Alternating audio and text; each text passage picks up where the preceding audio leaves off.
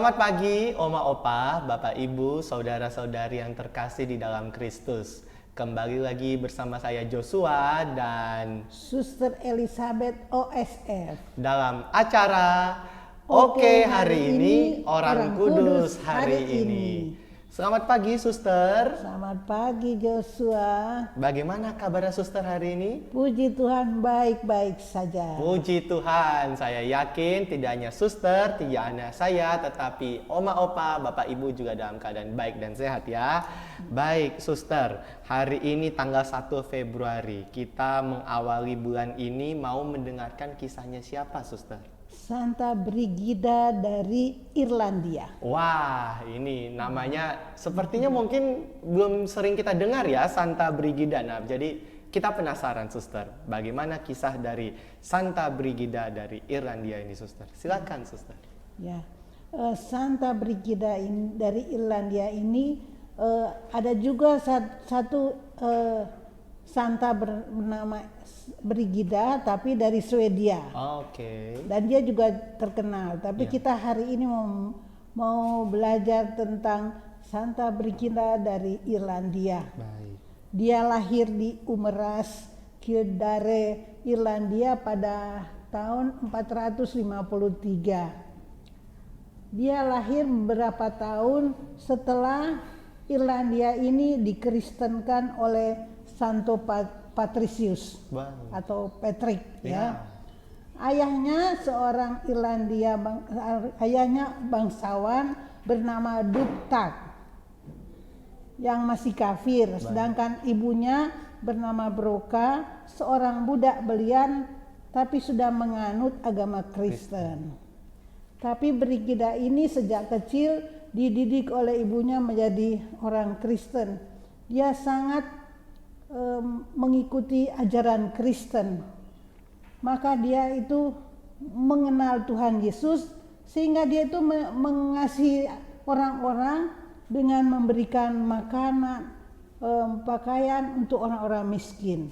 Nah, suatu hari banyak orang miskin datang, mereka punya satu gentong susu, lalu dia bagi-bagikan. Tapi akhirnya dia merasa takut, nanti ibu saya marah karena saya memberikan susu satu gentong banyak ya. Lalu dia berdoa, Tuhan tolong saya, bagaimana caranya supaya saya tidak dimarahi ibu saya. Dia berdoa dengan sungguh-sungguh. Setelah selesai berdoa, dia tengok gentongnya itu sudah penuh dengan susu. Wah, luar biasa ya. Luar biasa imannya dia. Lalu si Brigida ini mulai besar, sudah mulai remaja, sudah mengenal, sudah ingin hidup membiara. Oke. Padahal di sana belum ada suster-suster di sana, ya. Dan dia ini Brigida ini cantik, sehingga dia walaupun dia cantik, dia ingin mempersembahkan dirinya untuk Tuhan Yesus. Baik. Tapi mendapat tantangan yang besar, khususnya ayahnya yang masih kafir ini. Maksud ayahnya sama sekali tidak mengizinkan dia mau tidak menikah, mau jadi suster. Lalu dia mulai berdoa lagi, Tuhan tolonglah saya karena saya ingin ikut Yesus, saya tidak mau menikah dengan siapapun. Doanya terkabul. Apa yang dia mohon supaya ada hal yang mengganggu, orang tidak tertarik lagi dengan dia. Sehingga dia kecantikannya hilang.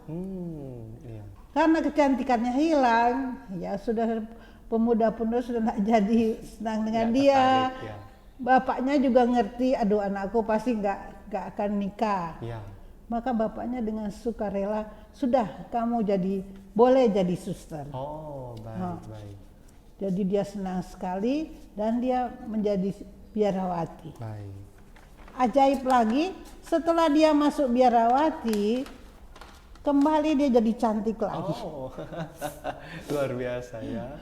Luar biasa tuh, Tuhan membuat dia selalu doanya dikabulkan Tuhan. Pasti itu dengan sepenuh hati ya. Sekarang dia sudah jadi suster yang sangat lembut, yang mencintai orang miskin. Lalu di sana belum ada belum ada biarawati ya di sana. Tapi dia di sana mengurusi anak-anak yang terlantar di daerahnya itu dari Kildare ini. Ya. Dia walaupun dia ini sendirian, tapi dia dengan penuh semangat berbakti melayani orang-orang ini. Dan dia cerdas. Dia menghubungi seorang pastor namanya Pastor Conlet. Lalu pastor ini menjadi semacam kepala sekolah untuk sekolah khusus anak perempuan. Dan dia juga ikut membantu pastor ini untuk mendidik anak-anak di sana. Hanya memang dalam selanjutnya setelah sekitar tahun 523 dia setelah dia meninggal atau hampir meninggal diserahkan kepada pastor sehingga sekolah ini menjadi dua. Ada untuk anak putra, ada untuk anak putri. Nah, dia mulai melanjutkan hidupnya. Dia ini seperti tadi ada mujizat, ada lagi mujizat lain bahwa ia bisa menyembuhkan orang kusta dengan secangkir air berkat. Menyembuhkan orang yang dua orang wanita yang terjatuh waktu naik kuda. Tapi ada lagi mujizat yang sungguh hebat, sungguh-sungguh anugerah Tuhan. Dia itu kepingin sekali punya biara di dekat hutan. Di situ ada sungai, lalu dia itu mau nanti ambil kayu di hutan itu, lalu mau buat biara. Lalu dia memberanikan diri menghadap raja, meminta tanah. Lalu dia ditolak mentah-mentah sama si raja ini ya. Tapi dia tidak putus asa. Dia berdoa, Tuhan bagaimana caranya untuk melunakkan hati raja ini. Dia berdoa dulu, sungguh-sungguh mohon pada Tuhan karena ia ingin menolong umat di sana. Lalu dia datanglah. Setelah sudah doa, mohon kekuatan, lalu dia datang kepada raja dengan senyum, dengan manis. Dia datang dan berkata, dapatkah Paduka memberi saya tanah selebar yang dapat ditutupi mantel saya? Dia bawa mantel ya. Mendengar perkataan itu, raja tertawa dan berpikir bahwa Suster Brigida sedang bercanda karena mantel yang dipakai itu begitu kecil. Nah, raja setuju dan karena sudah didoakan ya. Lalu mantel ini dipegang oleh 4 orang ke arah timur, barat, selatan, semuanya ke 4 arah. Lalu suster ini berjalan. Waktu suster ini berjalan, itu mantelnya mengikuti sampai bermeter-meter hektar.